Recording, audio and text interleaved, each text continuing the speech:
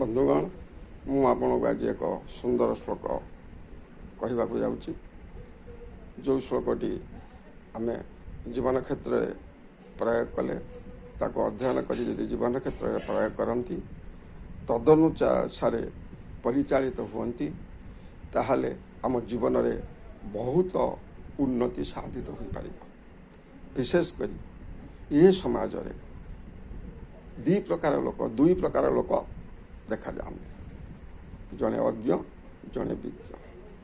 ବିଜ୍ଞମାନେ ତାଙ୍କର ସମୟକୁ କିପରି ଅତିବାହିତ କରନ୍ତି, ଆଉ ଅଜ୍ଞମାନେ ବା ମୂର୍ଖମାନେ ତାଙ୍କର ସମୟକୁ କିପରି ଭାବରେ ଅତିବାହିତ କରନ୍ତି, ସେ ବାବଦରେ ଚାଣକ୍ୟଙ୍କ ଦ୍ୱାରା ରଚିତ ଏକ ସୁନ୍ଦର ଶ୍ଲୋକ ମୁଁ ଆଜି ଆପଣଙ୍କୁ ପାଠ କରି ଶୁଣାଇବି।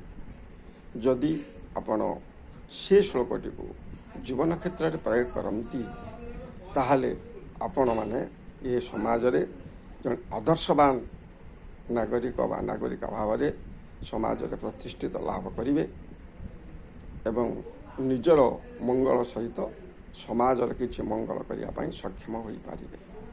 ତେଣୁ ଆପଣ ଆଗେ ମନୋଯୋଗ ପୂର୍ବକ ସେ ଶ୍ଲୋକଟି ଶୁଣନ୍ତୁ। ସେ ଶ୍ଲୋକଟି ହେଲା,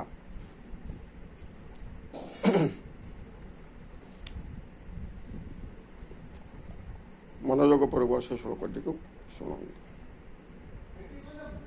କାବ୍ୟଶାସ୍ତ୍ର ବିନୋଦେନ କାଳ ଗଚ୍ଛତି ଧୀମତାଂ ବ୍ୟସନେନ ଚ ମୂର୍ଖାଣାଂ ନିଦ୍ରାୟଂ କଳୟେନବା। ଆଉ ଥରେ କହୁଛି, କାବ୍ୟଶାସ୍ତ୍ର ବିନୋଦେନ କାଳ ଗଚ୍ଛତି ଧୀମତାଂ ବ୍ୟସନେନ ଚ ମୂର୍ଖାଣାଂ ନିଦ୍ରାୟଂ କଳୟେନବା। ମୁଁ କହିଛି, ଏ ସମାଜରେ ଦୁଇ ପ୍ରକାର ଲୋକ ଅଛନ୍ତି। ଗୋଟିଏ ବିଜ୍ଞ, ଆଉ ଗୋଟିଏ ହେଉଛି ଅଜ୍ଞ। ବିଜ୍ଞମାନେ ତାଙ୍କର ସମୟକୁ କିପରି ଅତିବାହିତ କରନ୍ତି ନା ବିଭିନ୍ନ ପ୍ରକାର ଜ୍ଞାନଗତ, ନୀତିଗତ, ଆଦର୍ଶଗତ ପତ୍ରପତ୍ରିକା, ପୁସ୍ତକ ଅଧ୍ୟୟନ କରି ତାଙ୍କର ସମୟକୁ ଅତିବାହିତ କରନ୍ତି।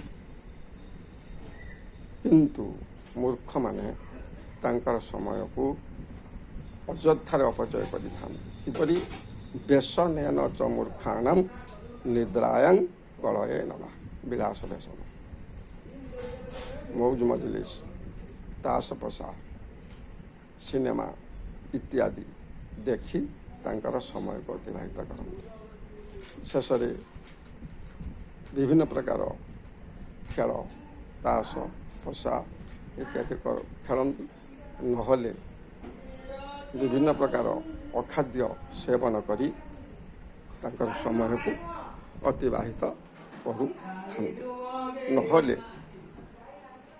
ନହେଲେ କାହା ସହିତ କଳିକଜିଆ କରି, ପାଟିତୁଣ୍ଡ କରି ସମୟକୁ ଅତିବାହିତ କରନ୍ତି। ନହେଲେ ଶୋଇ ତାଙ୍କର ସମୟକୁ ଅତିବାହିତ କରନ୍ତି। ଏ ହେଲା ମୂର୍ଖମାନଙ୍କର କାମ। ମୂର୍ଖମାନେ ଏହିପରି ଭାବରେ ସମୟକୁ ଅତିବାହିତ କରନ୍ତି। ଜ୍ଞାନୀମାନେ ତାଙ୍କର ନିଜର ସମୟକୁ ବିଭିନ୍ନ ପ୍ରକାର ନୀତିଗତ, ଆଦର୍ଶଗତ, ଜ୍ଞାନଗତ, ଧର୍ମଗତ ପୁସ୍ତକ ଅଧ୍ୟୟନ କରି ସମୟ ଅତିବାହିତ କରୁଥିବା ସ୍ଥଳେ ମୂର୍ଖମାନେ ବିଳାସ ବ୍ୟସନ, ମୌଜ ମଜଲିସ, ତାସ ପଶା, ଫିଷ୍ଟି, କଳହ, ନିଦ୍ରାରେ ସମୟକୁ ଅତିବାହିତ କରୁଥାନ୍ତି। ଶେଷରେ କ'ଣ ହୁଏ ନା ତାଙ୍କର ଜୀବନଟି ଅତି ଖରାପରେ ଅତିବାହିତ ହୁଏ। ଶେଷ ଜୀବନରେ ବହୁ ଦୁଃଖ କଷ୍ଟ ସହ୍ୟ କରି ତାଙ୍କ ଜୀବନକୁ ଅତିବାହିତ କରନ୍ତି। ସେ ବୁଝିପାରନ୍ତି ନାହିଁ ପିଲାଦିନରେ ଯେଉଁ ସମୟରେ ଯାହା କରିବା କଥା, ସେ ସମୟକୁ ସେ ଅଯଥାରେ ନଷ୍ଟ କରିଛନ୍ତି, ଅଯଥାରେ ଅପଚୟ କରିଛନ୍ତି। ତେଣୁ ଶେଷ ସମୟରେ ନିରାଶ ହୋଇ, ହତାଶ ହୋଇ, ଅର୍ଥଶୂନ୍ୟ ହୋଇ ସେ ଶେଷ ଜୀବନ ତ୍ୟାଗ କରନ୍ତି। କିନ୍ତୁ ପ୍ରଥମରୁ ସେ ଯଦି ଜାଣିଥାନ୍ତେ, ପ୍ରଥମରୁ ଯଦି ସିଏ ଜ୍ଞାନଗତ, ନୀତିଗତ, ଆଦର୍ଶଗତ ପୁସ୍ତକ ଅଧ୍ୟୟନ କରି ସମାଜରେ ପ୍ରତିଷ୍ଠିତ ହୋଇପାରିଥାନ୍ତେ, ତାହେଲେ ସିଏ ଶେଷ ଜୀବନଟି ଅତି ସୁନ୍ଦର ଭାବରେ ଅତିବାହିତ କରିଥାନ୍ତେ। କିନ୍ତୁ ସେସବୁ ସମୟକୁ ସେ ଅପଚୟ କରି ବିଭିନ୍ନ ପ୍ରକାର କୁକାର୍ଯ୍ୟରେ ଲିପ୍ତ ରହିଲେ, ବିଭିନ୍ନ ପ୍ରକାର ବିଳାସ ବ୍ୟସନରେ ମଜଲିସରେ ସମୟ ଅତିବାହିତ କଲେ, ଆଉ ଶେଷ ସମୟରେ ଦୁଃଖ ପାଇଲେ। ତେଣୁ ଏହି ହେଲା ମୂର୍ଖମାନଙ୍କର କାର୍ଯ୍ୟ।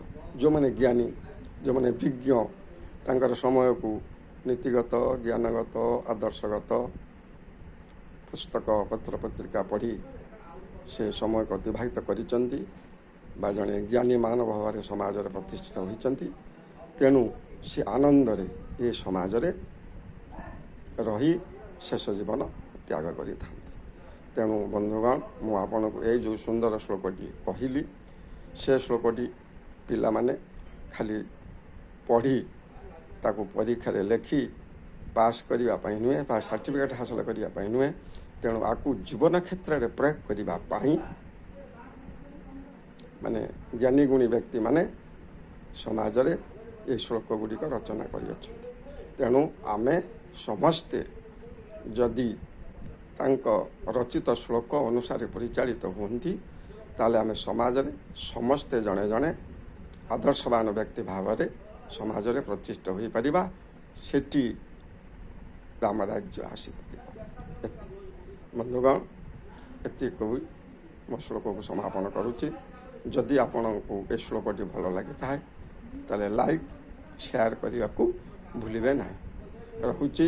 ଜୟ ଜଗନ୍ନାଥ, ଜୟ ଜଗନ୍ନାଥ, ଜୟ ଜଗନ୍ନାଥ। ନମସ୍କାର।